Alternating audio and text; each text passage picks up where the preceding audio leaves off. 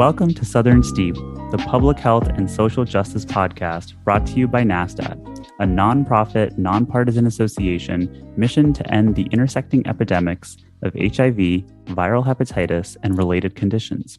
Much like brewing stronger tea, this platform aims to brew a stronger community by centering community leaders' voices and their innovative work in the Southern United States. My name is Nicole Elenoff, and I'm joined by the one and only Isaiah Webster.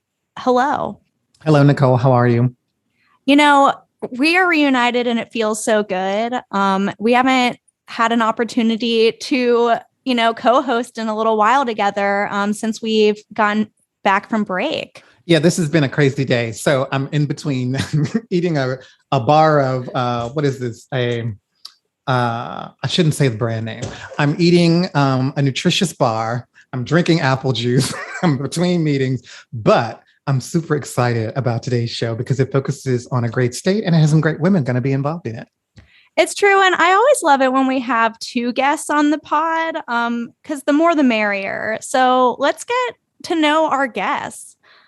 So we've got Reverend Michelle Mathis, who is the co-founder and executive director of the Olive Branch Ministry, a faith-based harm reduction agency serving 10 counties in the North Carolina Foothills Piedmont area. She is the director of a tri-county overdose response team and Points of Hope, a justice-centered education and syringe access program. Michelle is board president for the North Carolina Harm Reduction Coalition and serves in the National Faith and Harm Reduction movement.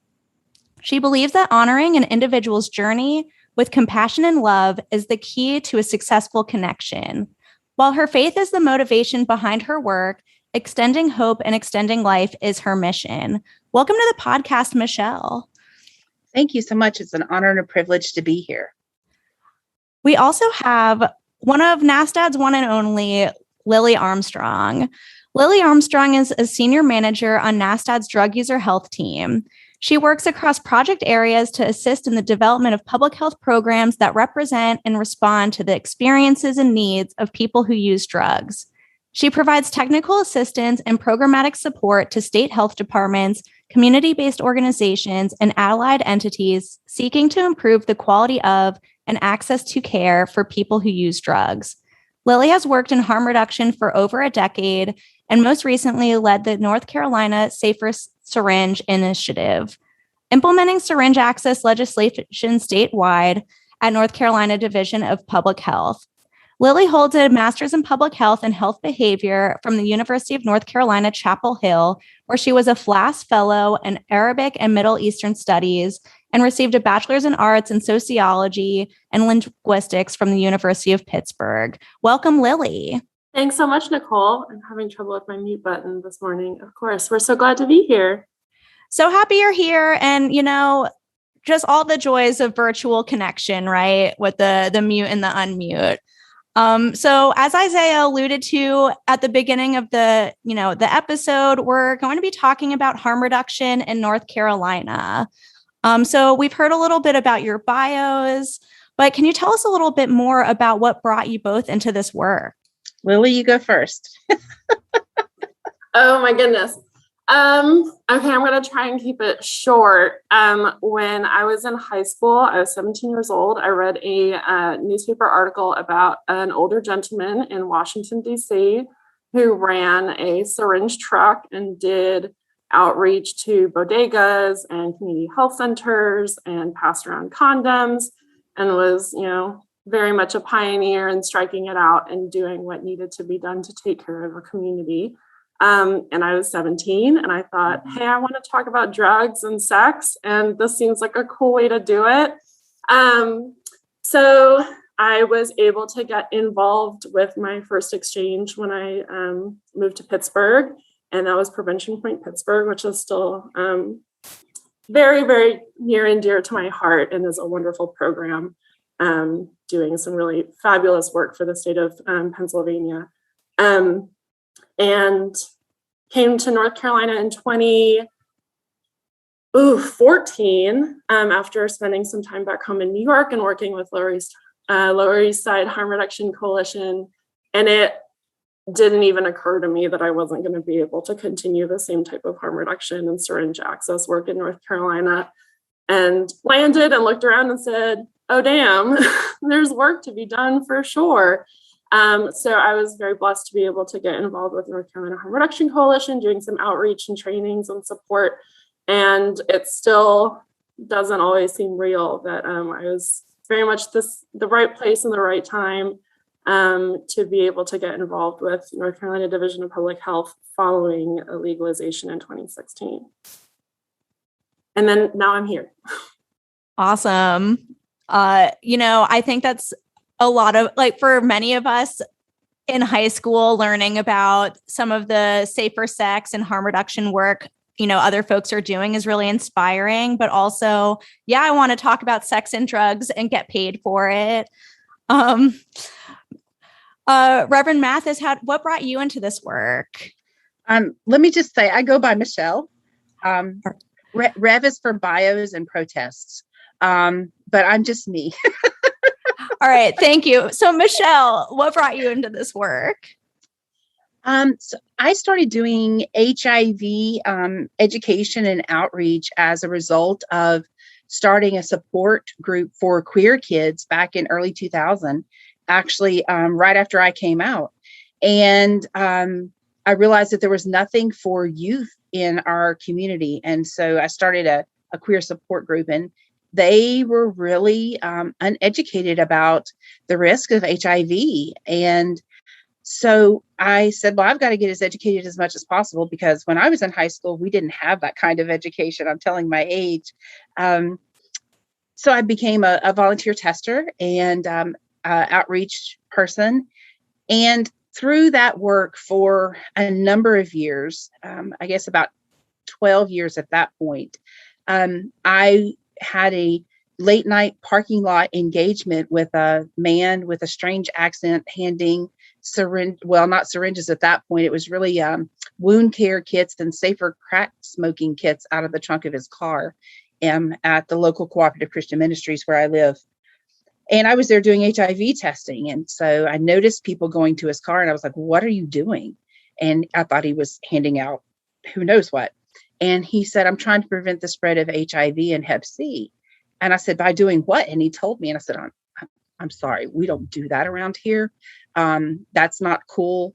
And he said, well, what are you doing? And so very piously, I said, I'm trying to prevent the spread of HIV by doing education and testing. And he said, well, we're doing the same thing. We just have different approaches. Hi, I'm Robert Childs. I'm the executive director of the North Carolina Harm Reduction Coalition. And so we talked for a few minutes, and he found out I was a person of faith, and he said, let's talk. So over the next couple of weeks, we talked, and actually he invited me to join the board of directors. And I said, okay, that's cool. And I'll help you with sex worker outreach, but I'm not doing syringe exchange. I don't agree with it. It's enabling people. So I did not come to this work easily. Within about 6 to 9 months of that, my wife and I were doing underground exchange. And I've never looked back. And so we did that through Olive Branch, which is our faith-based harm reduction organization. And that was in 2012. And in 2018, we both quit our full-time jobs to do the work of harm reduction full-time. And I'm so blessed and honored to be able to work with the people that we work with, and to learn from them. We are not the experts. We are simply a resource, and we connect people to resources, but we're honored to work with such experts every day. You're absolutely right that the experience is really from the community, and like initiatives need to be community led. I remember first hearing about you and your work at the NASTAD Drug User Health SSP Institute earlier this year. And I just remember you talking about some of your work with faith-based communities and the different sewing kits, like the different knit parties. Are you able to talk a little bit about that? Sure. So we have a program, and you actually can find a little bit about it on our website. It's called Hookin' for Hope. And the way that got started is before we got officially launched off full time doing syringe access and overdose prevention. We did a lot of work within our homeless community. And so we had partnered with a group called Catawba Crafters in our hometown community. And they're a group of men and women, most of them over the age of 65, who crochet hats and scarves for our homeless community in the wintertime. And then during the summer months, they make things called fiddle muffs for people with Alzheimer's to keep their hands occupied. And then they make these little medicine bags that are basically a washcloth pattern that's kind of folded over and sealed on 3 sides.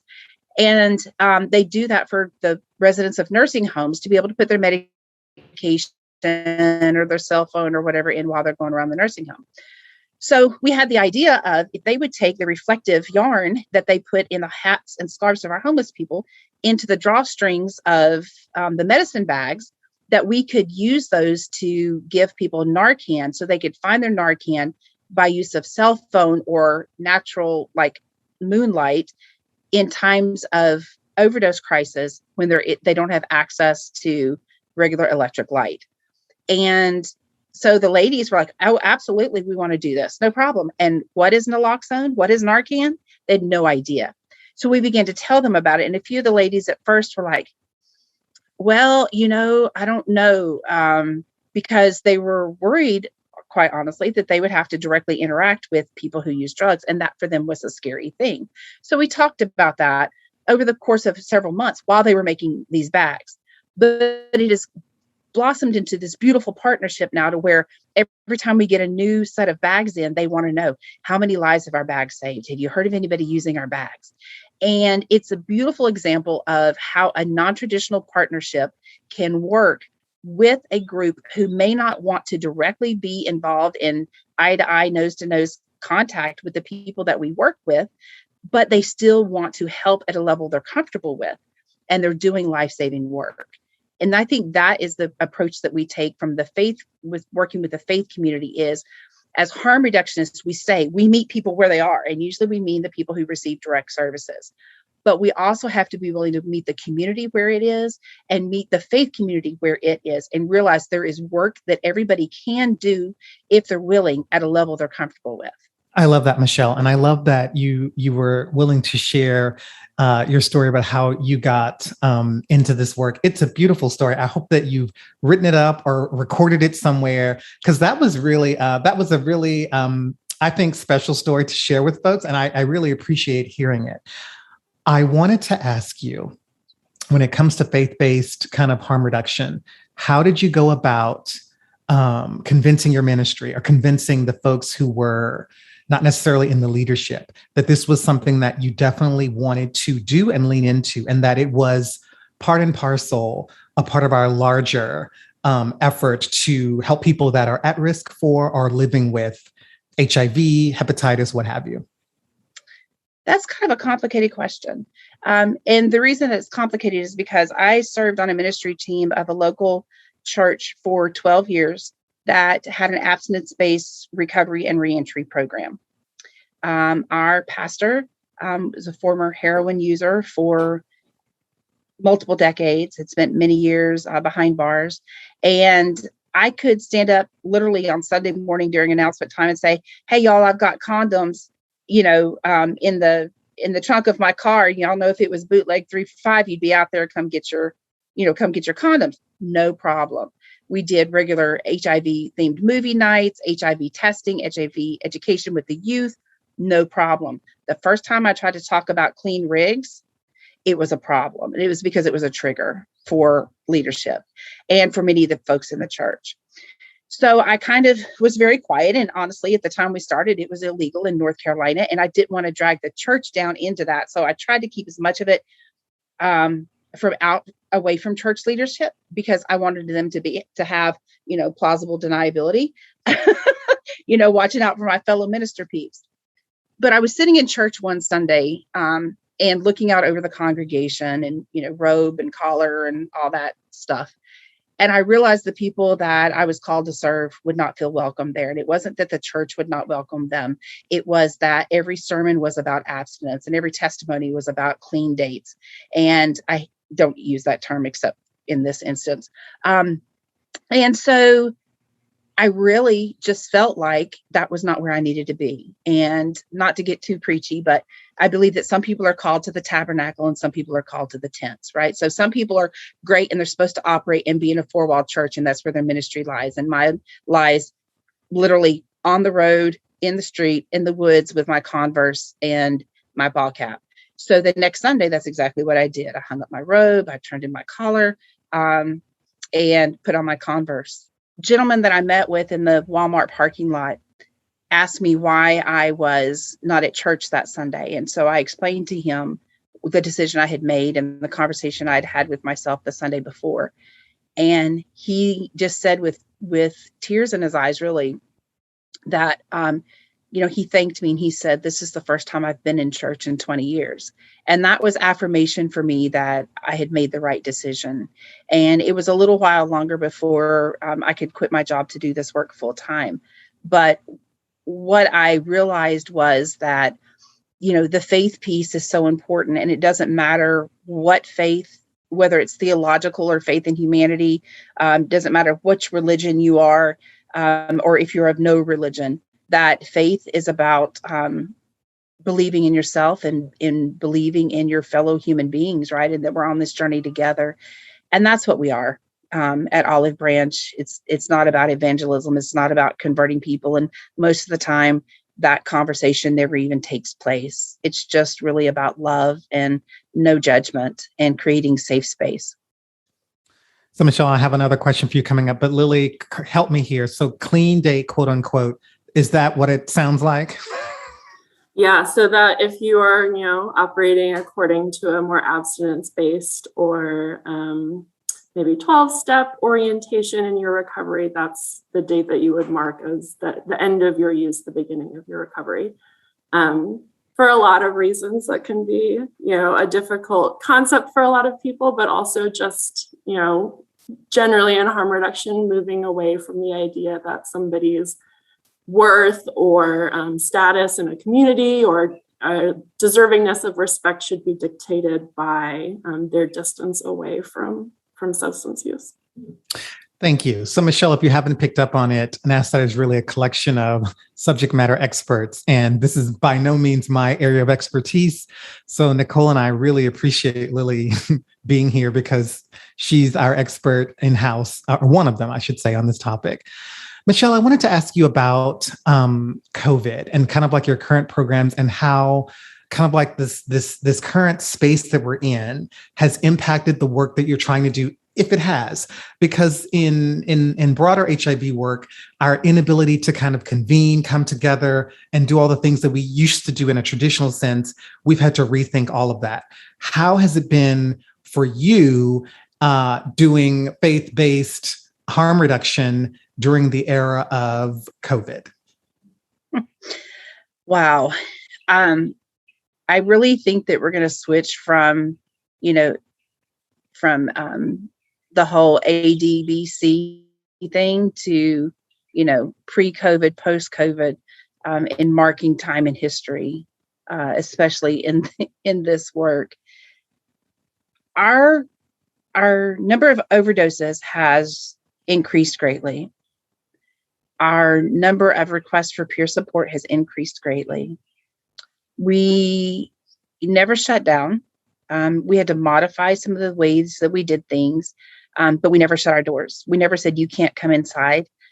We always had our doors open. You have to wear a mask, but you come inside our space because we're not going to do this transactional syringe access or transactional interactions with folks. We're about relationships. And so you come in, sit on the sofa, and we'll give you clean supplies and we'll watch a movie or whatever. And we'll wear masks, but this is still safe space. The grocery store may not be safe space, but this is going to be safe space for you, whatever that takes. So we adopted that early on, protecting our staff, of course, with masks and sanitizing every day. We stepped that up more so than we had in the past. But beyond that, our day-to-day operations pretty much stayed the same. We saw a great increase for requests in naloxone or Narcan, the medication that reverses opiate overdoses, because people were isolated People were anxious, people were depressed, people were bored, and for whatever reason, increase in drug use happened. That combined with the continual poisoning of fentanyl in our rural communities, by the time dope gets to us, it's so freaking stepped on or cut with, a bunch of stuff. For those that aren't familiar with that term, but it's so messed up that the majority of what folks are seeing now is fentanyl, and it's in everything. It's in the crystal meth, it's in the party drugs, it's in pressed pills, it's in cocaine, and of course it's in the heroin, both black tar and the China white. So with all that being said, everything has fentanyl in it. We gave out last year almost 30,000 fentanyl test strips, 29,000 and some change. And that's just for people to be able to test their drugs because the fentanyl has become so prevalent. I liken it to Russian roulette. And I don't want this to be triggering, but I think it's an effective analogy. The old days, you hear about Russian roulette. You have 6 chambers and 5 empty, 1 bullet. With the fentanyl in the market the way it is now, it's like reverse Russian roulette. You have 6 chambers, 5 bullets, and 1's empty. And I think that really speaks to how likely it is that you're going to have fentanyl in the drugs that you use. So we had to step up our education around that, and the fact that you better assume that everybody has it. Just like I was taught early on, you make the assumption everyone has HIV and you protect yourself accordingly.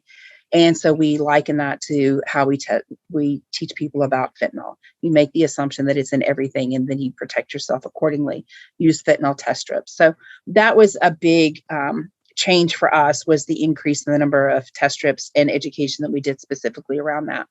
But like any good nonprofit does who is struggling with funding during the time of a pandemic, we decided that we would start 2 new programs.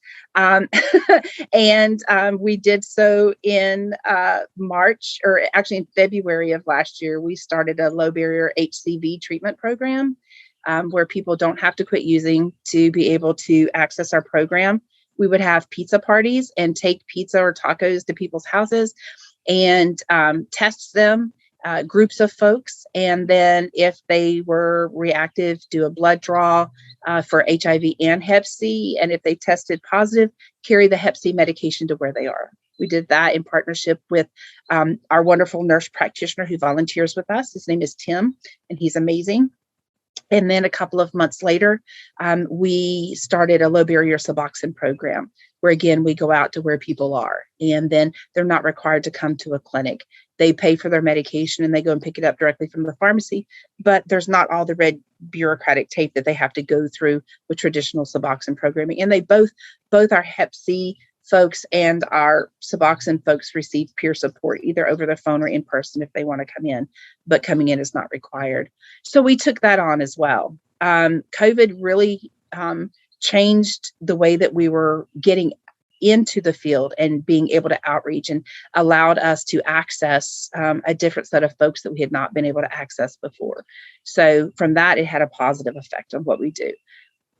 At the same time, we did have funding cut, and we had funding cut because the people that we have contracts with have been directed to focus more on COVID than the overdose crisis right now. And so that has been a struggle. I just want to express some real appreciation for Michelle and Karen and everyone at Olive Branch.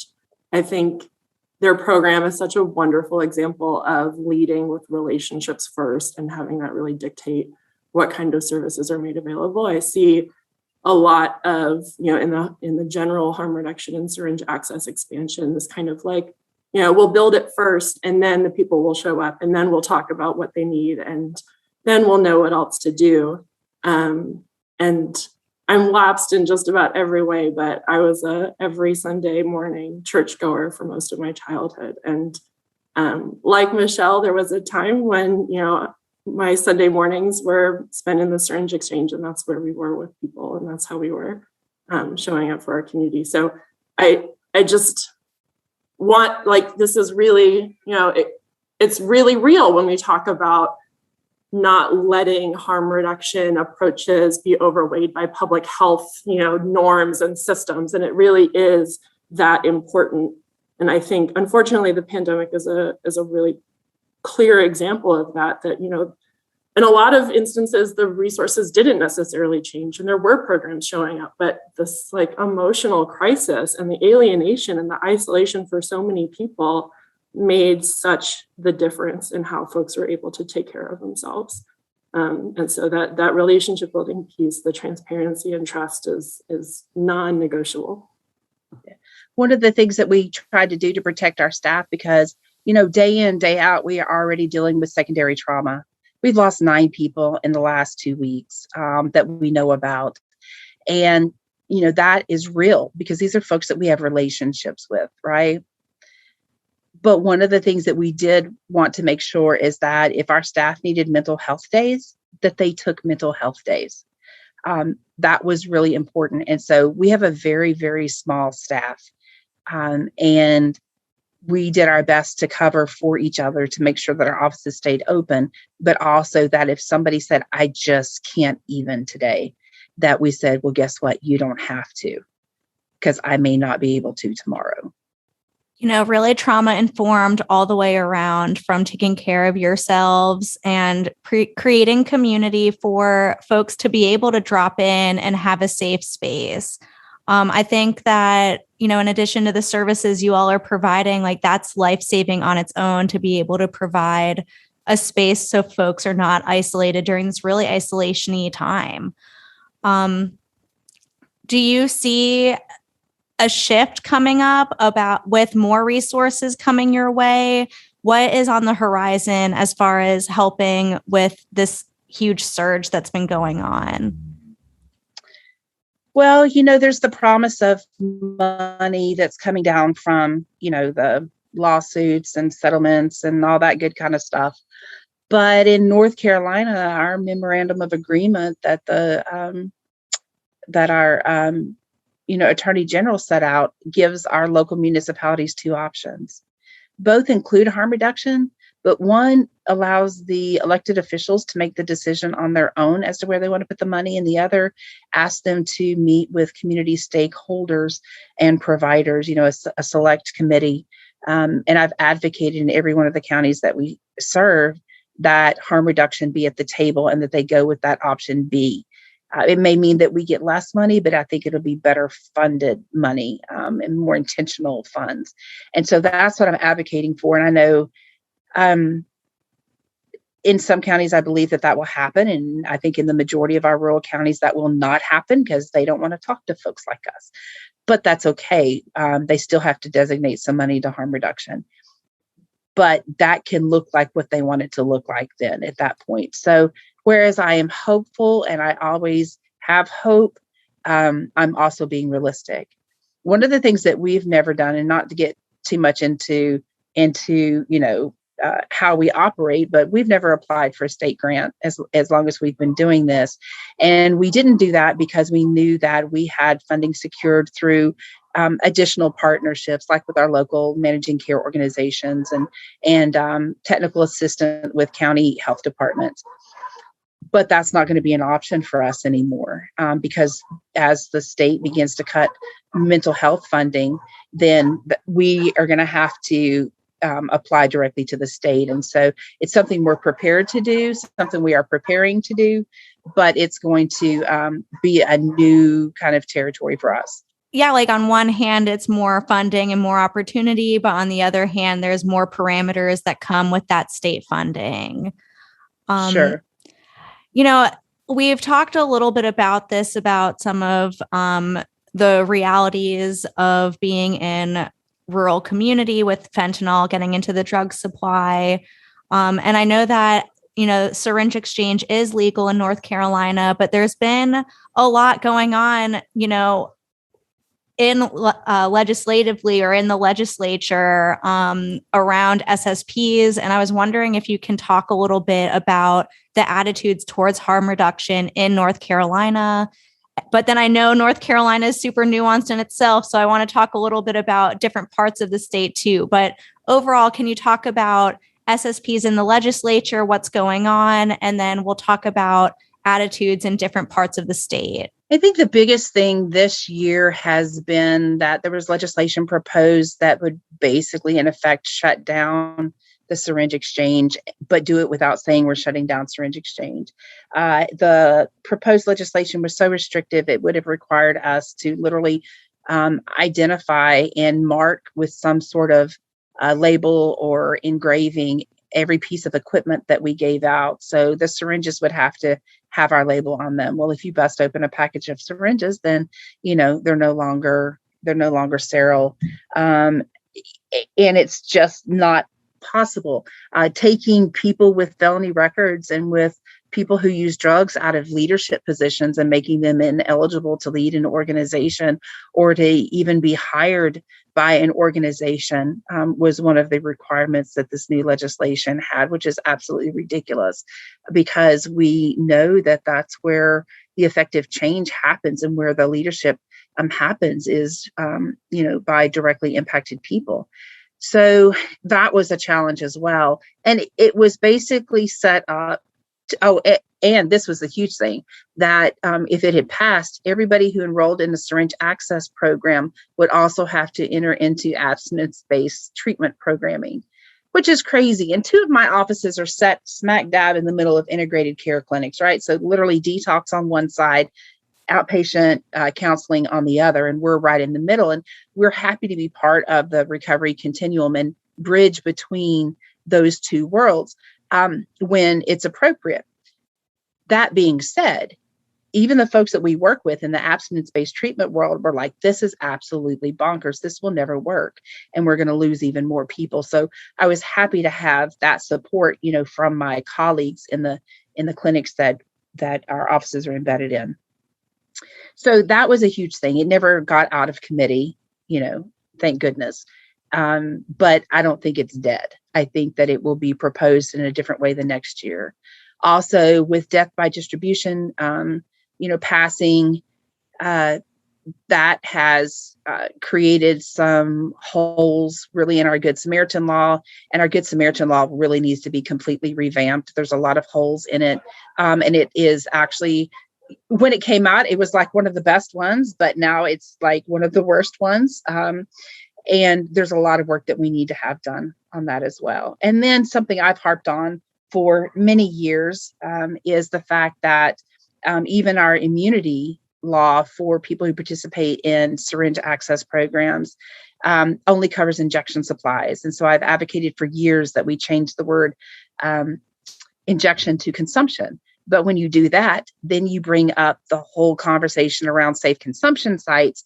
And we can't even make that move to try to propose to cover additional harm reduction supplies because we run the risk of having the whole SSP immunity taken away and possible SSPs themselves over fear that we're going to start running safe consumption sites because those aren't operating in North Carolina.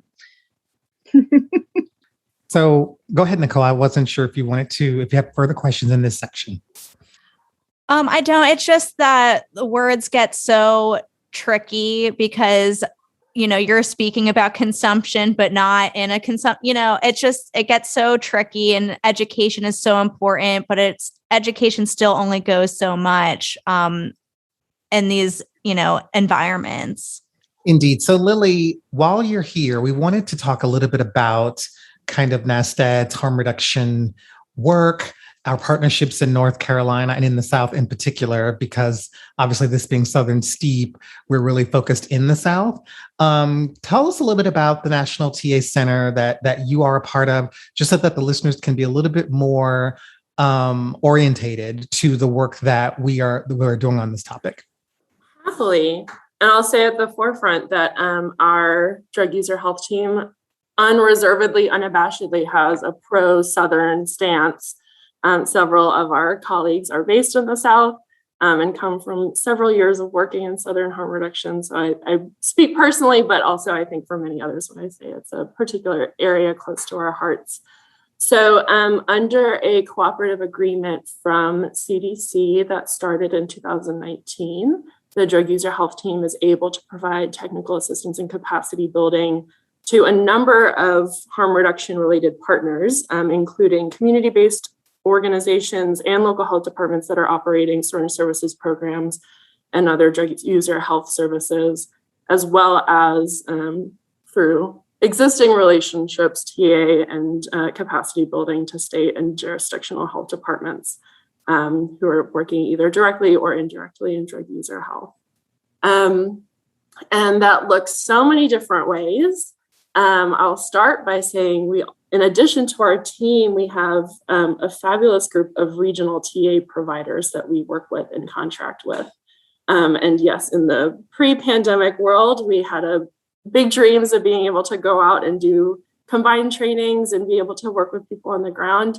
We've pivoted a little bit, but a lot of those services are still available. So we've got regional TAs in North Carolina, South Carolina, Louisiana, 2 in North Carolina, actually. And those folks are available to do like much more kind of locally tailored or draw on the work that they're doing in the region to inform other types of harm reduction in the South. But for anybody who's interested in learning more and talking to us, our email is druguserhealthta@nastad.org.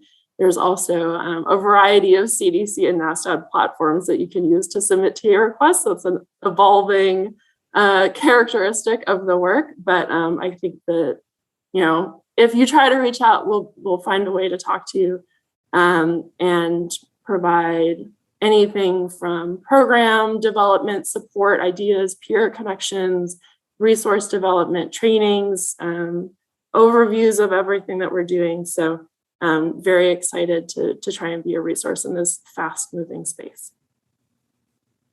So this will come as no surprise to Lillie, but just for the benefit of our listeners, we get quite a bit of TA requests at NASTAD overall.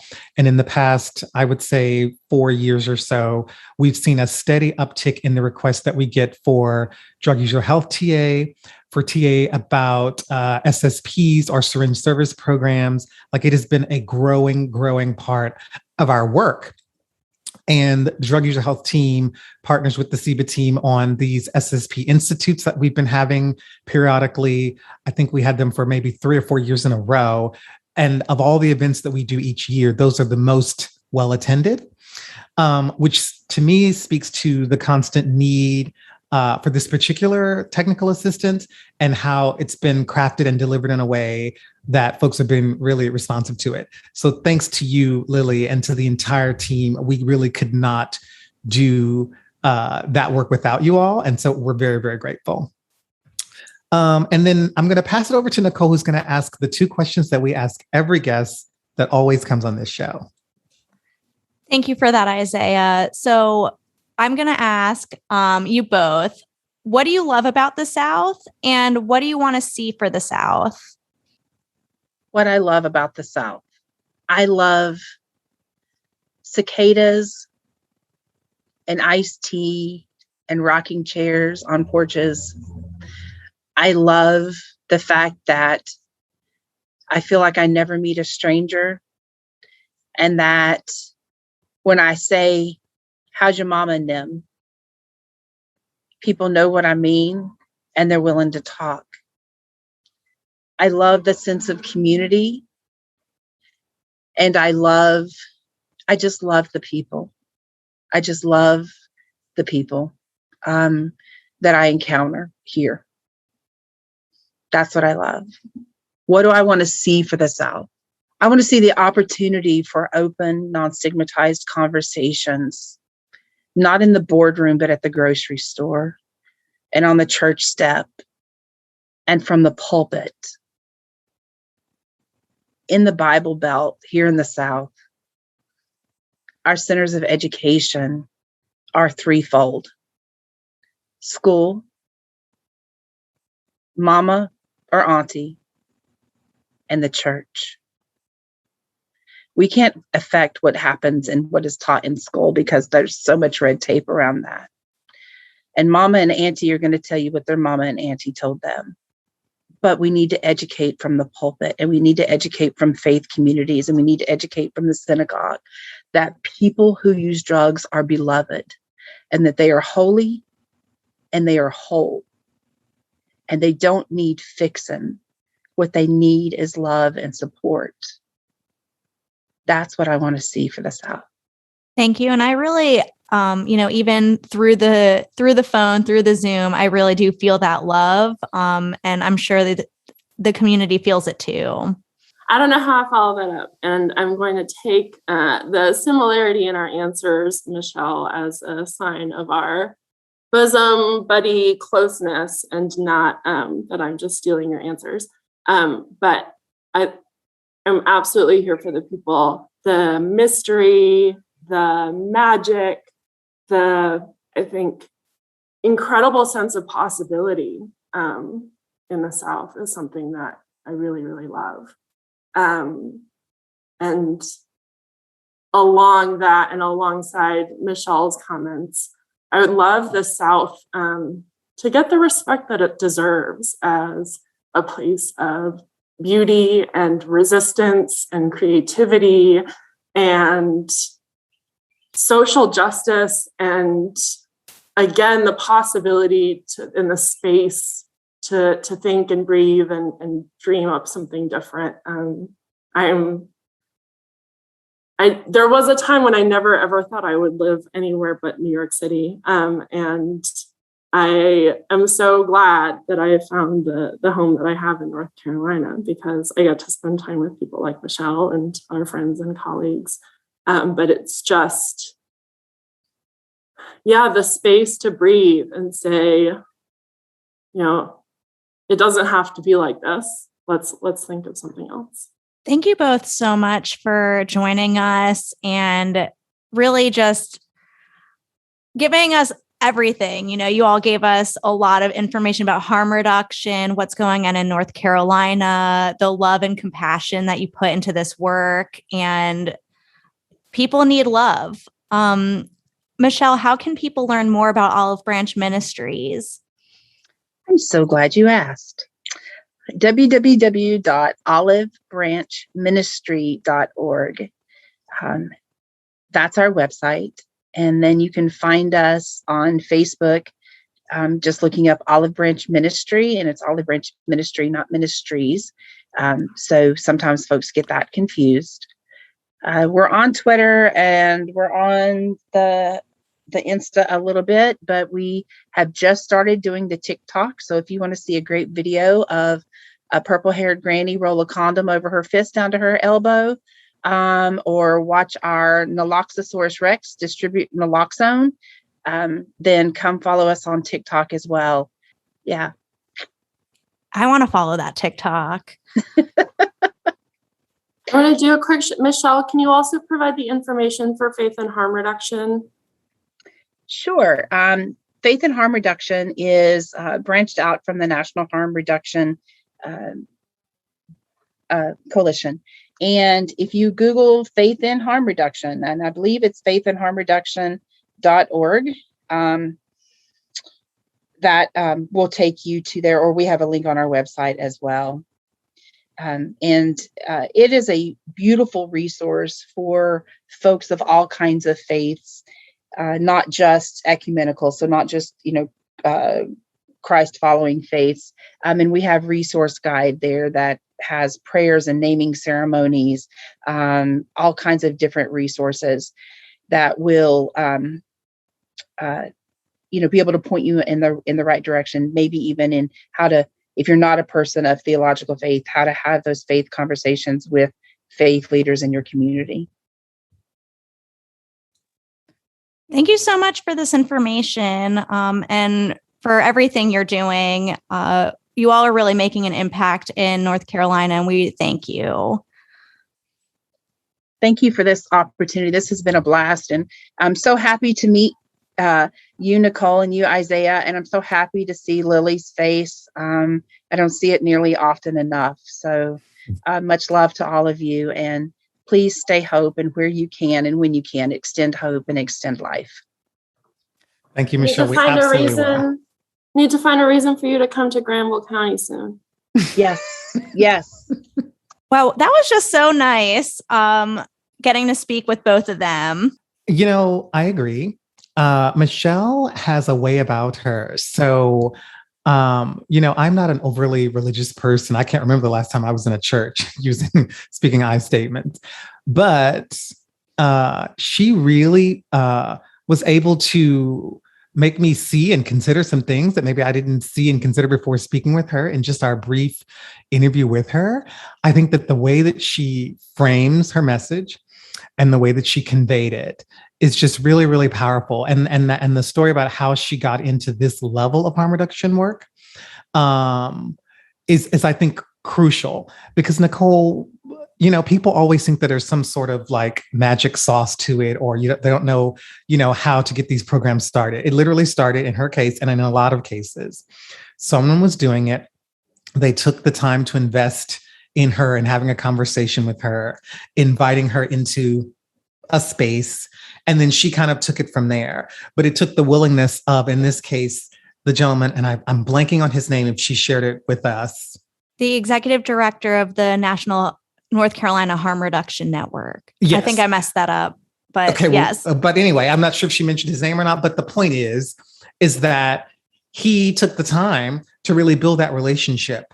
And I think when we're talking about harm reduction, so much of the work is reliant on relationship building, to people to understand why you're here doing what you're doing, relationship with other faith leaders, relationship with law enforcement, relationship with people in HIV like me who don't really know what harm reduction and drug user health is, but that it sits so close to the work that we do, like constant relationship building.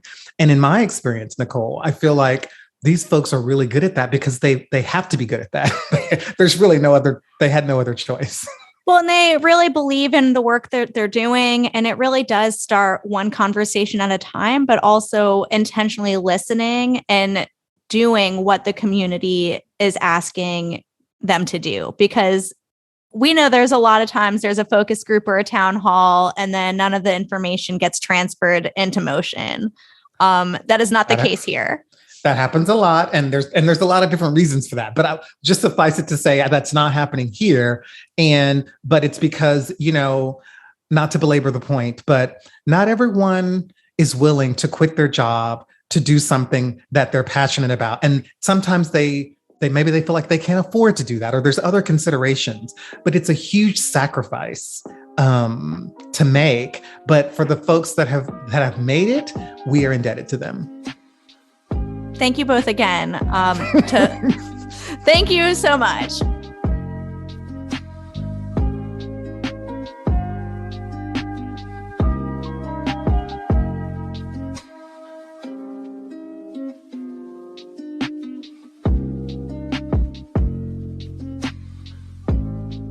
It's time for a segment we call Southern Charm.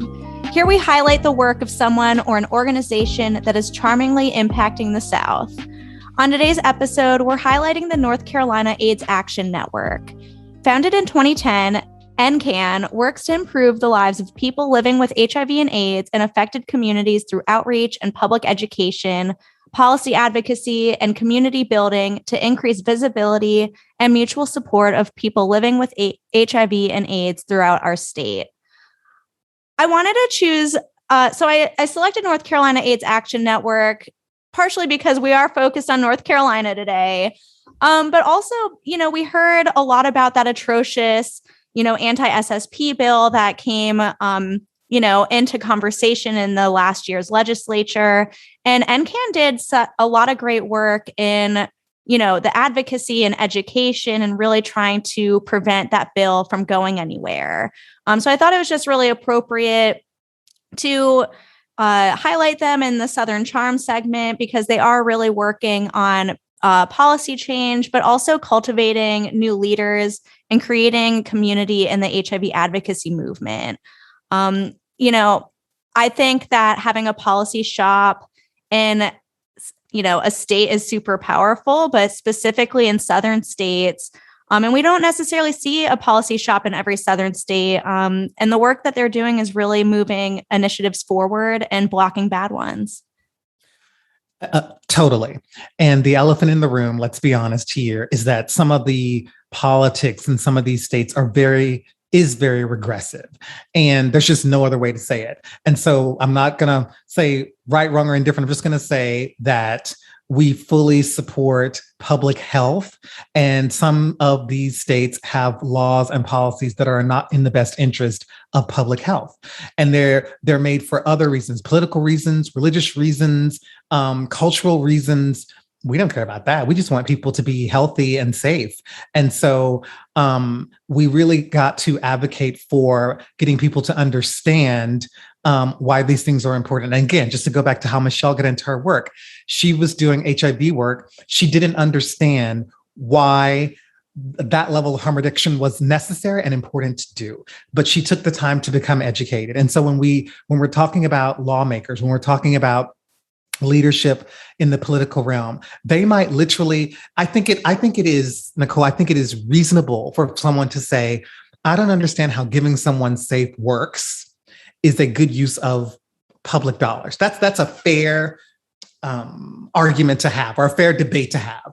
I think it's incumbent upon us to explain why that is important, or explain why it could be important, to explain all of the many, many, many public health advantages to this, not only to the individual, but to the community. And as you know, because we work in HIV, when we have low community viral load, that's not just to the benefit of the person, that's to the benefit of the entire community, because we're an interconnected people. Not only to the whole community, but the taxpayer dollar as well. Having these types of programs is going to be cheaper for the taxpayer at the end of the day than not having these programs. So if you wanted to be a cynic and you cared nothing about harm reduction and you just care about money, if you only care about money, then even you have a reason to support harm reduction. You can find a reason. Because it's going to save you money in the long run. So that's a great point, but it takes someone who's nimble enough to know what argument's going to move someone and to make that argument to them so that they can be in favor of it. And for some people, it's saving money. For some people, it's saving lives. For some people, it's don't want needles on the street. Don't want needles on the street. Like, exactly. So, because my kids play in this on this playground and I want it to be safe and clean for them. So whatever the in is, find it and then make the case. Make the case. This has been a really great episode. I've enjoyed these conversations, and it's always, it's really always a pleasure getting to co-host with you. Thank you. It agrees. I agree with that. And I was going to say, Nicole, I learned a lot today. So I had never heard stepped on, which is a phrase for, incorporating other drugs into the primary drug. I had heard of, cutting in something, or something's been cut with something else. Stepped on, I had never heard before. So that's just one example of something that I learned today. I feel like this was a very informative podcast. I also feel like that relays such a powerful image, of these drugs being stepped on, crumpled, and then put together with something that was not meant to be there before. Mm-hmm. I had some aha moments, and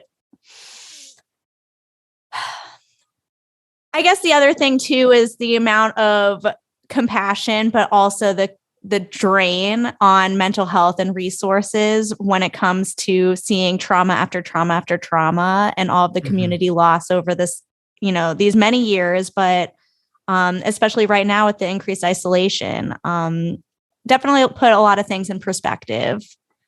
Agreed. Well, anyway, great show. Great to see you. And I will look forward to partnering with you in the future. That's right.